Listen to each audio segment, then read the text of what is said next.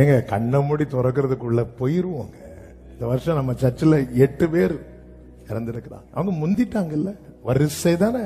நமக்கு ஒரு டைம் வரும்போது போக தானே போறோம். நான் பகையை சுமந்துட்டு அங்க போகும்போது அங்க ஆண்டவர் சொல்றாரு, நான் உன்னை பார்க்கவே மாட்டேன்.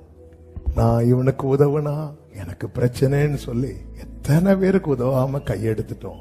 கையெடுத்துட்டு இங்க வந்து கைய விரிச்சா ஆண்டவர் பாப்பார் நினைக்கிறீங்களா?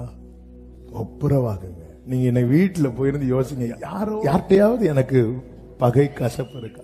நீங்க அவங்கள்ட்ட 24 மணிக்கு உட்கார்ந்து இருந்து பேசுங்கன்னு சொல்லல. அப்படி பேசுறீங்கன்னு நீங்க அவங்களுக்கு செய்யற பெரிய துரோகம். ஆனா சமாதானம் ஆயிட்டு வந்துருங்க. எங்க வர வேண்டிய ஆசீர்வாதத்துக்கு தடையா இருக்கிறீங்க? உங்க பிள்ளைகளை பாருங்க, எவ்வளவு அனுபவிக்க வேண்டியவங்க தெரியுமா? உங்க பகையினால, உங்க மாம்ச வைராக்கியத்தினால உங்க கையில கொடுக்கப்பட்ட சுதந்திரங்கள் எவ்வளவு ஸ்ட்ரகிள் பண்றாங்க தெரியும், எவ்வளவு சஃபர் ஆறாங்க தெரியுமா? நம்ம அதை சரி செய்யாம வந்துட்டு ஆண்டவரை இறங்கணும், ஆண்டவர் நான் பார்க்கவே மாட்டேன் போ அப்படின்னு